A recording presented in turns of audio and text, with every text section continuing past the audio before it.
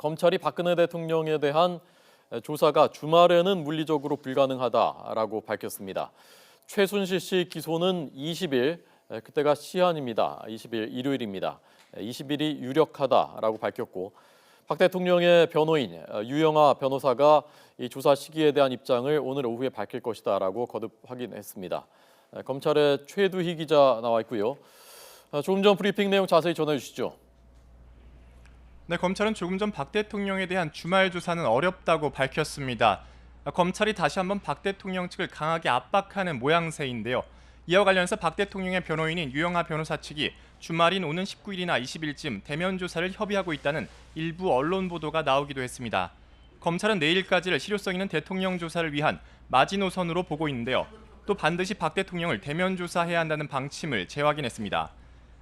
이에 따라 검찰은 박 대통령이 내일까지 검찰 조사에 응하지 않는다면 주말에 기소할 예정인 최순실 씨와 안종범 전 수석, 그리고 정호성 전 비서관의 공소장에 박 대통령의 혐의를 언급하는 방안을 검토하고 있습니다.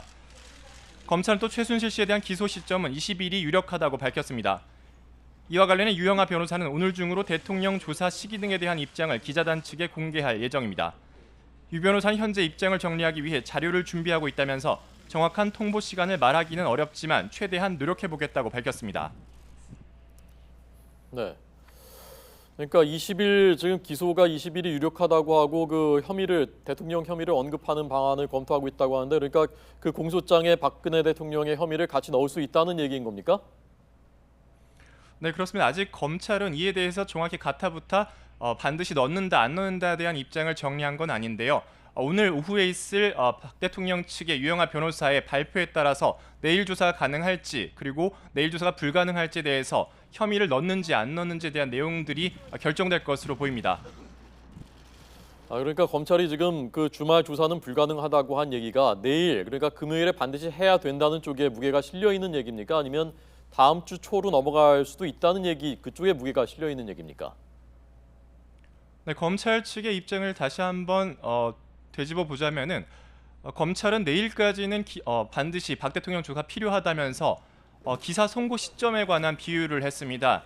신문이 이미 인쇄된 후에는 기사를 실을 수 없는 것과 마찬가지로 박 대통령에 대한 조사가 내일까지는 이뤄져야만 공소장에 박 대통령의 혐의를 넣을지 등을 결정할 수 있다는 것으로 해석됩니다. 알겠습니다.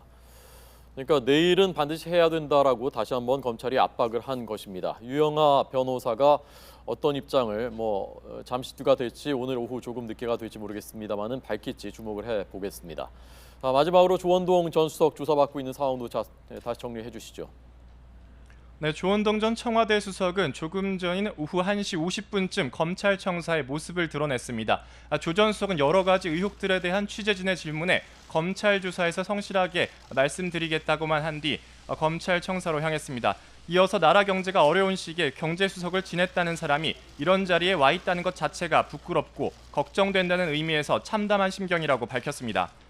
조 전 수석은 조금 전부터 피의자 신분으로 검찰 조사를 받고 있는데요. 조 전 수석은 지난 2013년 이미경 CJ그룹 부회장을 경영 일선에서 물러나도록 강요했다는 의혹을 받고 있습니다. 또 권오준 포스코 회장 선임 과정에 관여했다는 의혹도 받고 있습니다.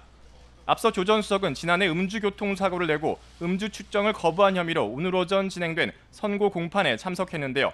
재판부는 조 전 수석에 대해 1심에 이어 2심에서도 징역 6개월에 집행유예 1년을 선고했습니다. 지금까지 서울중앙지검에서 YTN 최두입니다.